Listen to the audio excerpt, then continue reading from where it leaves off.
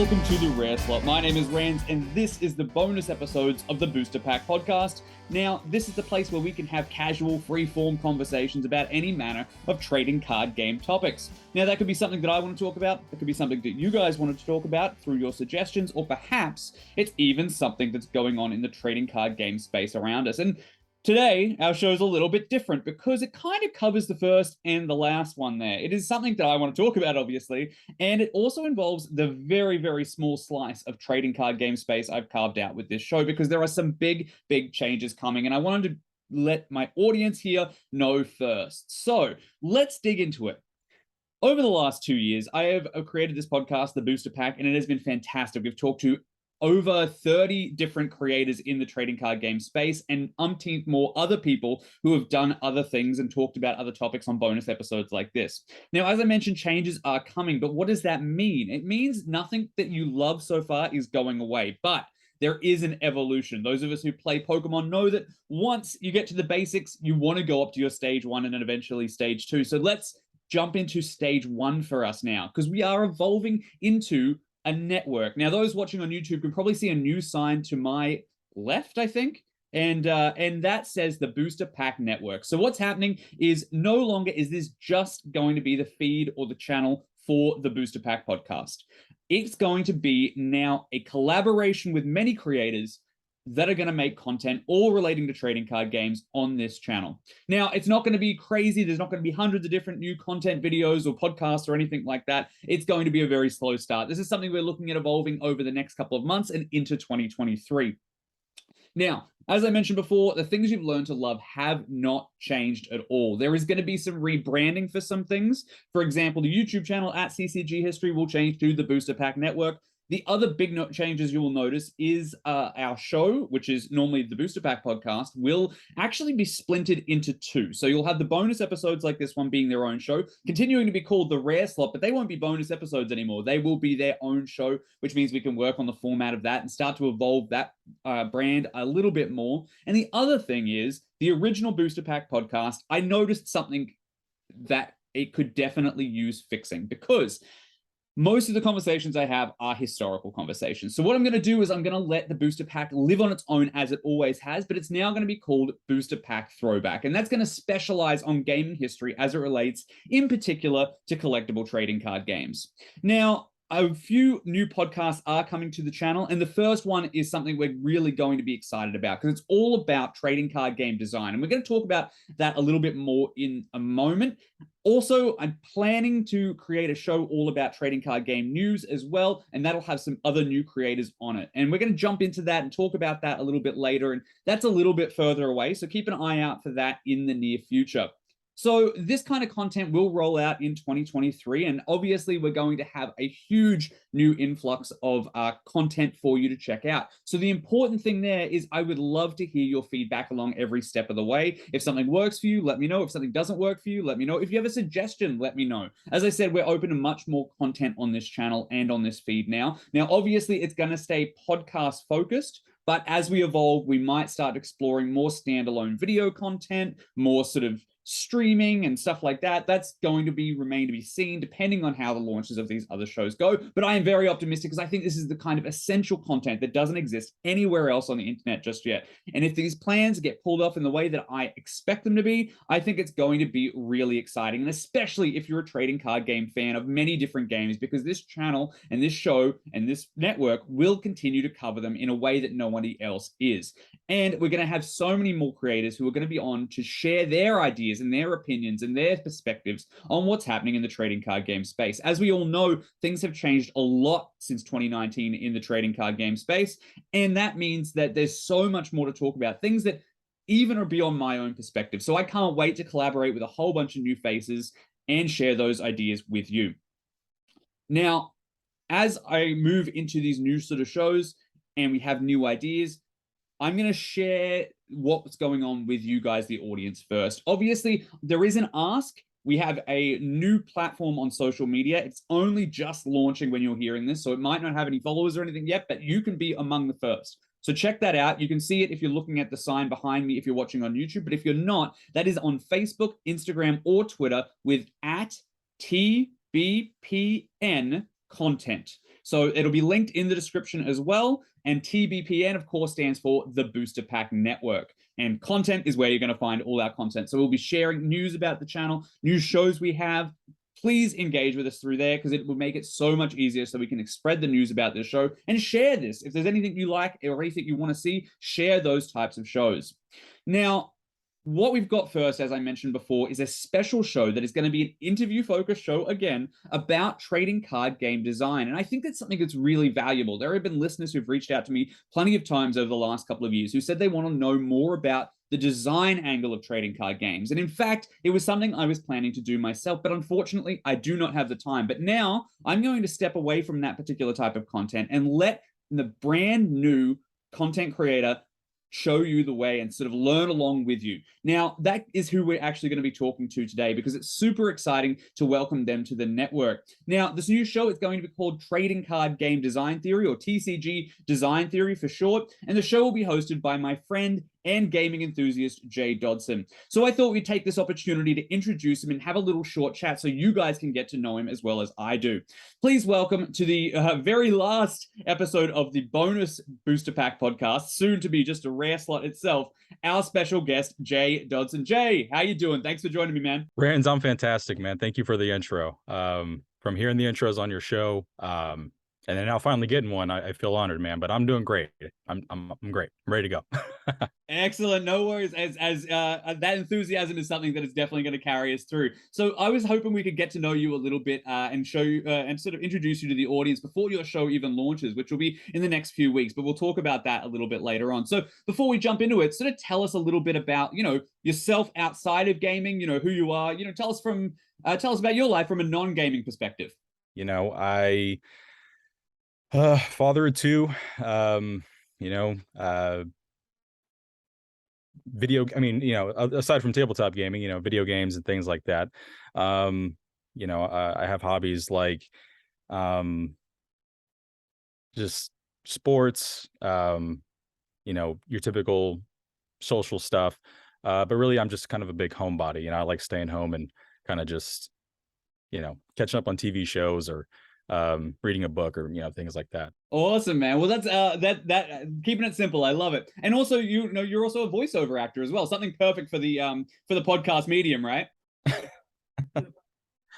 Yeah, for sure. Yeah, and that, yeah. So, I do voice acting on the side, and I was a radio host for a bit in college. So, it's always been something that I've liked doing and pursuing. So yeah, that's just a big part of what I do in my free time as well, depending on what kind of projects come my way.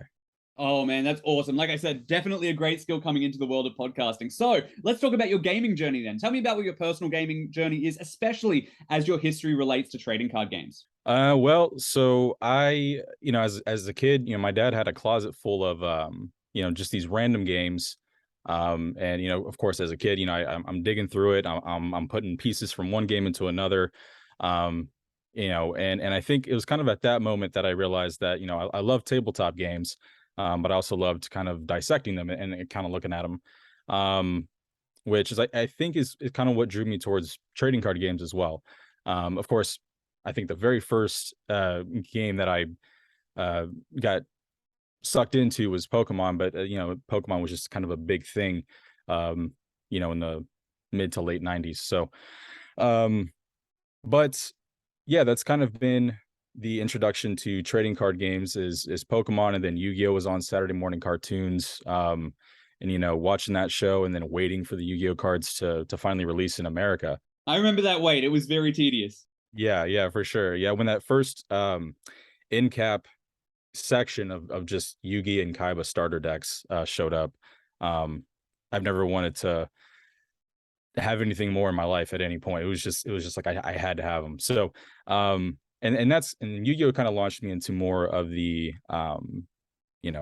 actually building decks, taking the rules a little more seriously, because the Pokemon cards was more collecting. I played like a little Game Boy game of the trading card game for Pokemon, and that was interesting. But Yu-Gi-Oh was the real like kind of challenge and dive into trading card games, especially kind of role playing, right? I'd pretend that I was Yugi and play the Dark Magician and all that stuff. So got really into it that way. Well, I think it's fascinating that you say that as well, because I was sort of around about the same age as you, and I went through those same sort of paces. And you think waiting in North America here for those things to hit the shores, you should have seen how long the wait was in Australia. We ended up having to have tons of like just Japanese cards bought from, imported from Japan and stuff like that until they actually hit our shores finally. Now, that's really fascinating. So something that I heard there is, you like to dissect games. So obviously that attracted you to trading card games, because really what trading card games do is they offer not just a player to be a player, but a designer of their own game experience by building decks. So I love to hear that. Now, let's just springboard from that to figuring out like why do you think it's a good idea, or what do you want to do by creating a trading card game design specifically podcast? So I think back when I was maybe 11 or 12, me and my next door neighbor, one of my good friends, we actually built kind of it was a really awful, but it was a trading card game, right? He would draw his art, I'd draw mine. And so being interested in game design in general, I always kind of gravitated back towards trading card games because that was always, my big thing as a kid and even now. So getting into the starting a podcast on the design, I found myself kind of reaching out and trying to get resources on how to do that, because I knew plenty over the years about how to design standalone games and how those are published and everything like that. But I know trading card games are a whole other beast, and for the longest time, and even now, people say there's no point in making a trading card game.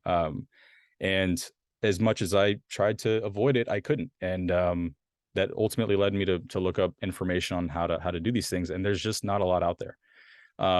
There are, you can listen to kind of some of the design talks from some of the Magic creators and some of these other games, but obviously they're already churning, right? Like they got that momentum. But how do we approach design from an indie standpoint, or when you're just starting out? How do you what kind of topics do you need to know? What kind of things do you need to know in order to, you know, not just jump into this thing without really understanding where you're at?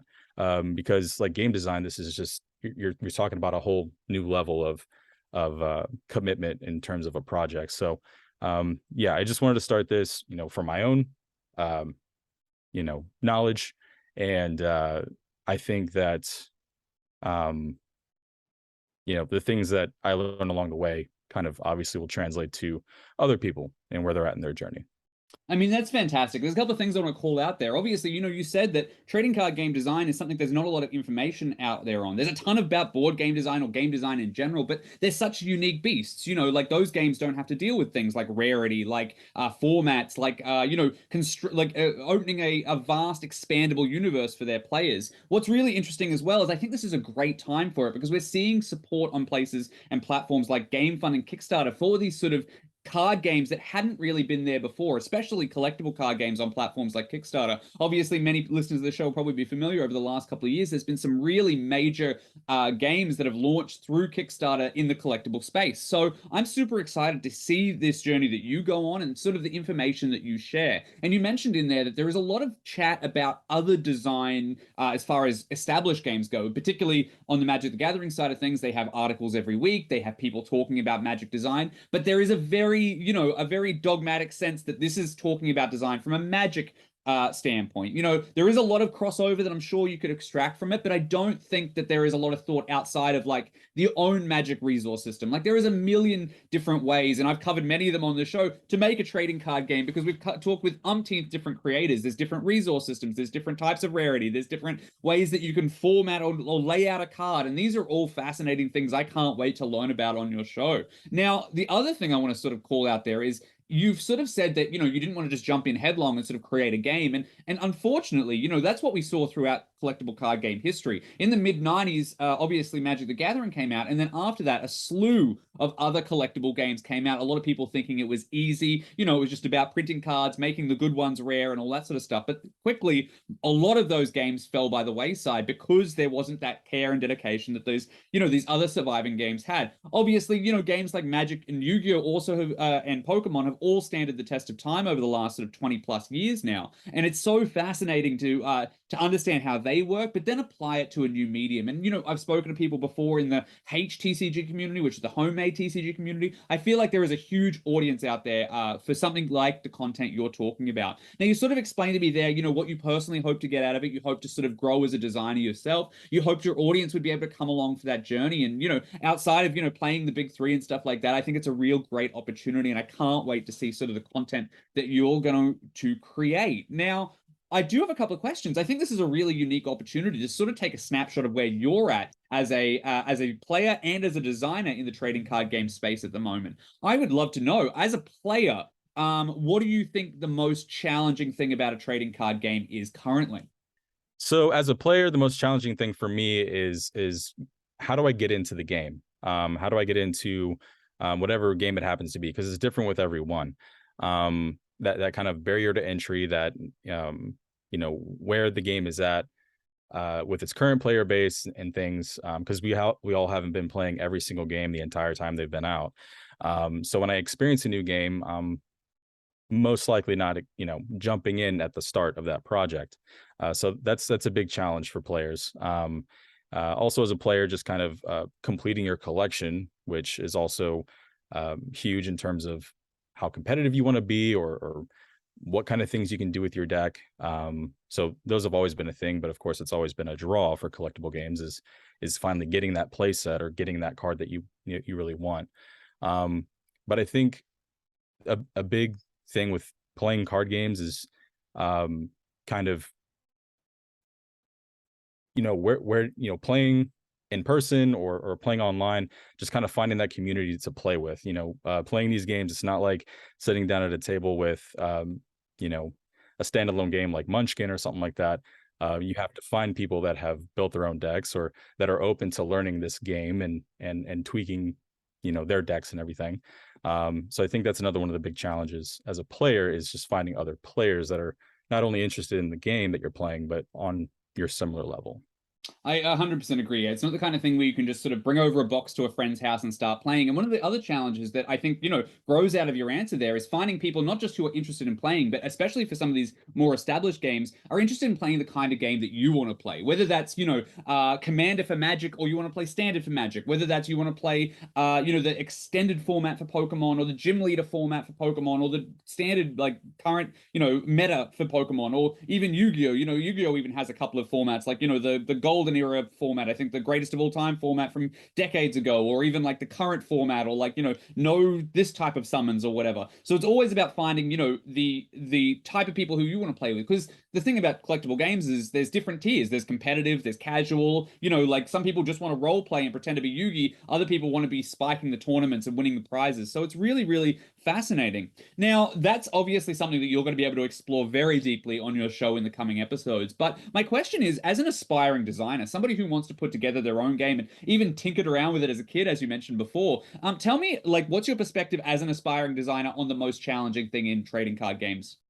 So I'll start just kind of from some of the big challenges with tabletop game design in general is, things that I found are when you really jump into something, understanding that it's not about the ideas that you come up with, it's not about the game structure itself. It's about it's like this grind. You have to put this text on the cards, you have to put the pieces on the table, you have to play it over and over and over again.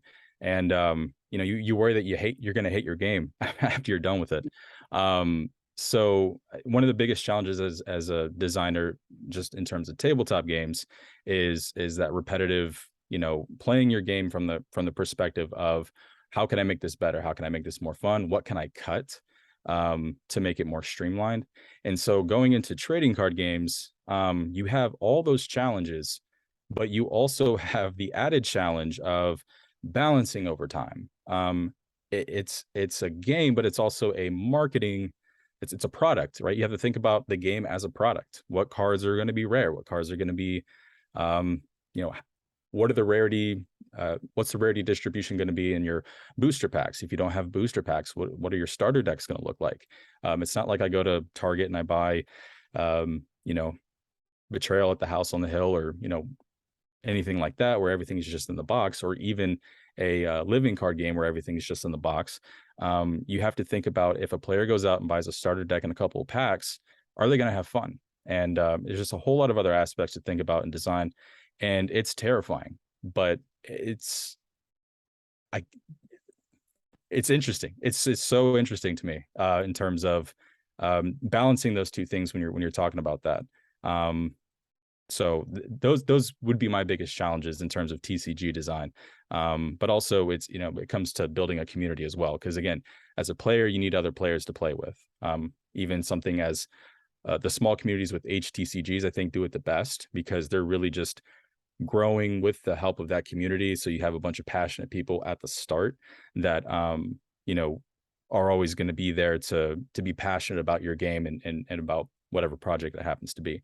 So I think that all those things combined are this big multifaceted challenge that, I'm probably crazy for getting into and for talking about and all that, but here I am. I can't help it.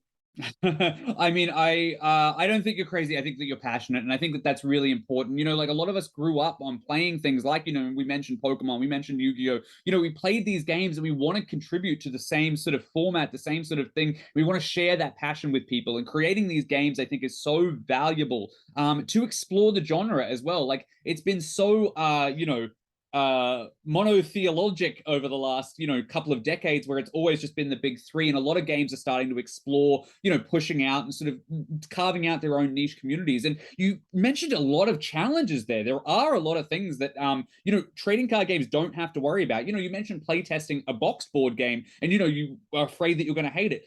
In trading card games, you don't just have X amount of pieces to test. You've got a combinational amount of pieces that one card can combine with another card, can combine with another card, and you have to sort of discover this and find out what the actual point and like what the fun is in your game. It's not just enough to sort of put words on cards. You really need to do the testing, and then obviously there's that back end as well about community. And I'm so excited about the diversity of episodes that you're going to be able to create from that perspective, because not only are you going to be talking about is using dice in a trading card game a good idea? Or you're also going to be talking about things like how do we market organized play? How do we talk, how do we establish a community and stuff like that? I'm super enthusiastic about this project, and I can't wait to start listening myself.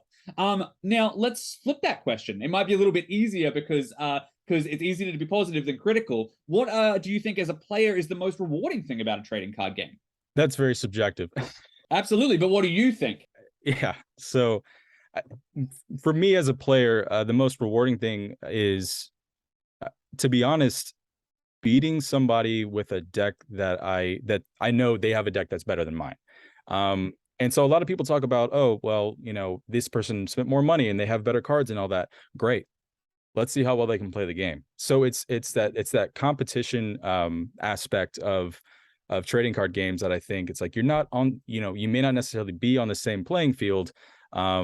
It's so there's this like underdog aspect to it that I find fascinating, especially in gameplay, like draft and sealed. Just how good are you at the game, and how good can you build your deck? That stuff is fascinating to me. That's one of my favorite things. As well as just kind of building decks in general and kind of come up with your strategy. But that's more from a competitive standpoint. I think from a casual standpoint, it's of course the collecting, opening the packs and things like that. And obviously everybody wants to get like the rare card, the big hit and things like that. But I think what's gotten lost is kind of getting the card that you want, getting the card that you need for your deck, the one piece that's missing, and not just the one that's worth $100. So those are my favorite aspects of trading card games. I would 100% agree. And I honestly, I love the fact that you answered with that sort of gameplay side of things. I think that gives you a really good temperament moving into, sort of this sort of space. You're putting the game first. It's not about, whether there's $100 Charizard in the pack or $100, special summon in Yu-Gi-Oh or something like that, or a mythic rare or whatever. You are obviously putting the game first, and you enjoy playing that game, and you enjoy the skill that the games offer you to actually be able to engage with and play out on the table. I think that that's a fantastic, fantastic answer for that particular thing. But obviously, again, trading card games have a multifaceted audience. Some people just buy packs and put them in a binder, and that's important as well. So that comes into the collectability. Obviously, there's going to be a spectrum and a push and pull. How does collectability impact gameplay? If something's super rare, but you really need it in 4 of in every deck or something like that, how do you sort of mitigate that? Should it even be rare? Interesting questions that I can't wait for you to explore in the future. Now, let's, again, sort of following the same format of the previous question, as a aspiring designer, what do you think the most rewarding thing would be about creating a trading card game? Well, when I think ahead about getting into the creation process and all that, whereas with regular tabletop design, I always imagined it's kind of just me at a table. I have a couple of friends play test it, and I get it into the hands of a few people, and it's like, okay, it's like this contains space. But with the trading card game, the thing that I'm most excited about and looking forward to is essentially, I mean, it might sound weird, but taking a seed of an idea and of a project, and then just letting it kind of bloom with those who are also interested in the project. It I don't think it needs to be stated, but you cannot do this on your own. You can be like the primary designer, creator, whatever the case may be, but you're always going to run into people in whatever community you build that are going to have better ideas than you. They're going to have a better take on things, and you need to roll with those things. And that is what I'm excited about. Kind of getting into not just the community aspects of the design, but how those designs change. And looking at a specific card, starts here, got here over time. Just looking at all those different things. So that's what I'm excited about. And of course, tackling all these topics. There's so many things that really, talk about just very specific things that are important because they can hold you up in your design.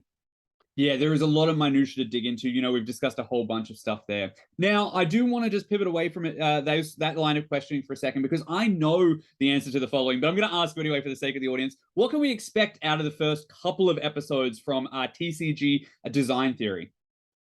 Well, so one of the big reasons I looked into starting the podcast was because I am a huge fan of Gabe Barrett's podcast, the Board Game Design Lab, and that those episodes showed me a lot, taught me a lot about game design, and helped me feel more confident.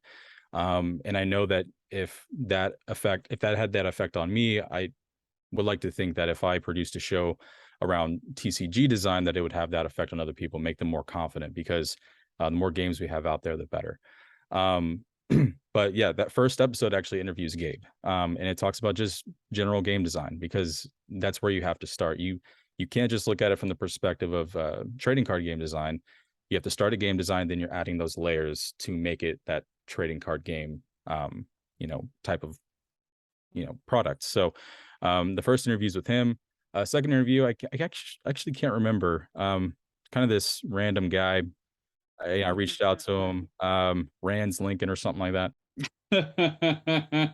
But it was, I knew it was also important to understand the history of trading card games. They say with tabletop game design, the more games you play, the better you are. But because TCGs are so locked into being a product as well, and of course that over time, that collectability, understanding the history of what has worked, what hasn't, what has persevered, and what hasn't, is extremely important. And of course, the second episode is with Rands, and of course he provides just he yours truly, yeah. However I need to say that, Rands provides a fantastic kind of overview of the past 30 years of trading card and collectible card game history. Well, I think it's so valuable. Obviously, the adage that is used throughout human history is those who don't learn from history are doomed to repeat it. And one of the most challenging things about trading card games is it is littered with the corpses of dead trading card games throughout the history. So learning from there's more to learn from a dead trading card game than there is the 3 successful ones that we follow, and the couple that are sort of in the space at the moment and currently part of the conversation.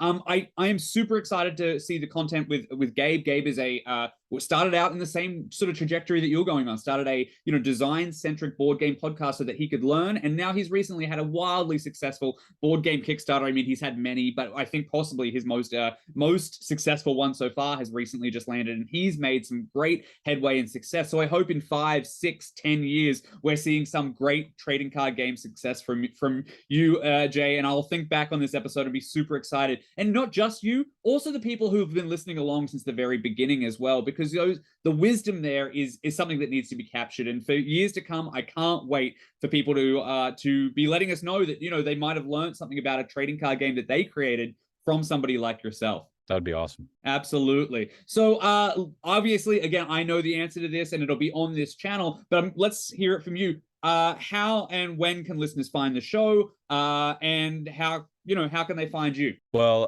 of course, the show TCG Design Theory, the podcast, of course, it'll also be on YouTube.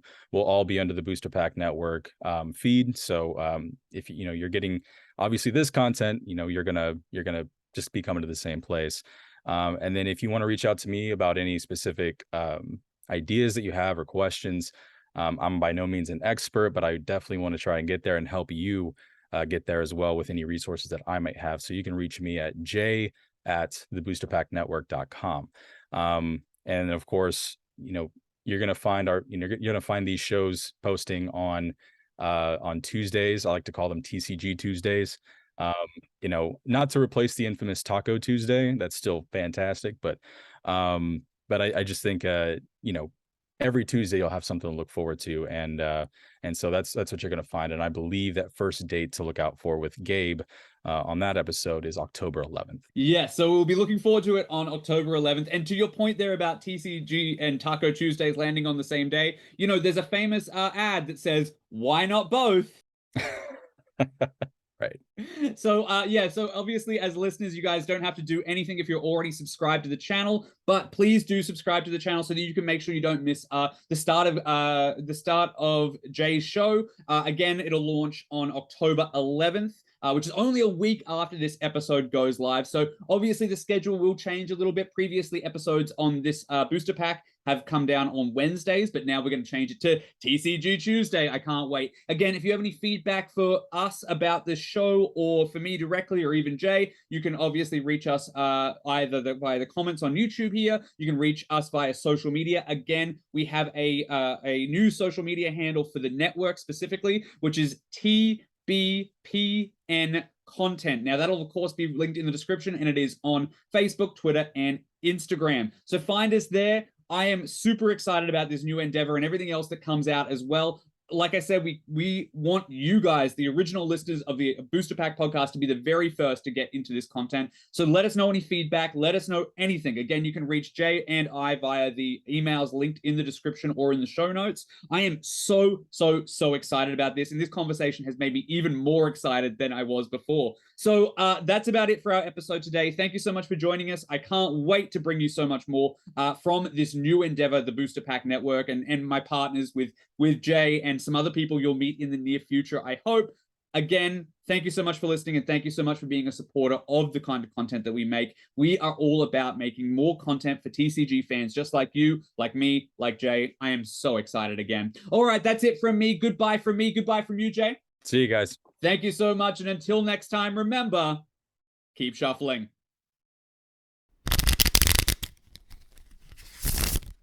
And there you have it, our final episode of the Booster Pack Rare Slot. Next time, it'll just simply be the Rare Slot, and we'll see you then. Now, thank you so much for Jay for joining me, and look forward to seeing plenty more of him on the Booster Pack Network as we move forward. Thank you guys again for joining us for this whole episode as well. Don't forget, as always, you can find me via twitter.com/CCG History or facebook.com/CCG History. Those are going to be personal accounts now. They're going to be more personal than they were before, because you can find everything relating to the podcast and everything like that through the new social media, brand new social media platforms, which again, I mentioned them through the episode, but for one last time, if you're just listening or if you can't see it behind me here on the video, it is TBPN content on Twitter, Facebook, and Instagram. So that's at TBPNCONTENT.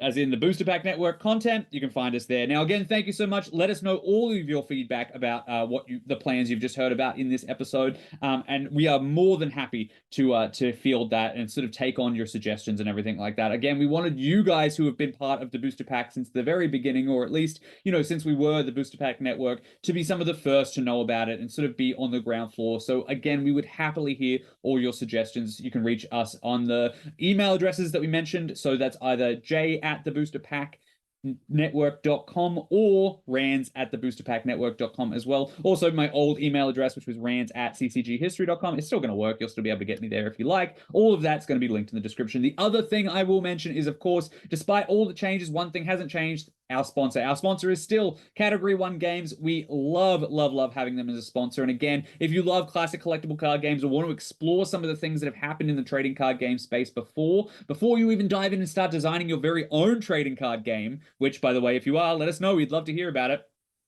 Find that all at Category 1 Games. You can find them linked in the description. They have great market pricing on over literally hundreds of different collectible card games that have happened. So maybe you want to build like a basic deck to sort of get an idea how the rule system works. So maybe you can understand how it might impact a design you're working on. They've got also great customer service and are very reasonable and open to chatting if you have any questions with them. So please check them out. That's about it for me. Until next time, which will be the new rebranding episode for the Booster Pack, which will be Booster Pack Throwback. I've got a huge guest coming on there. I can't wait for you guys to hear what they have to say. Somebody who the entire collectible trading card genre wouldn't exist without. So I'm super excited with that. Obviously, as well, we've got some other great stuff coming, including the episode with Jay next week. You can see that on the very next episode, which will be TCG Design Theory. Keep an eye out for that. And that's about it. Until next time, another thing that's not changing is my outro and my little sign off. So I've said it once and I'll say it again. Keep shuffling.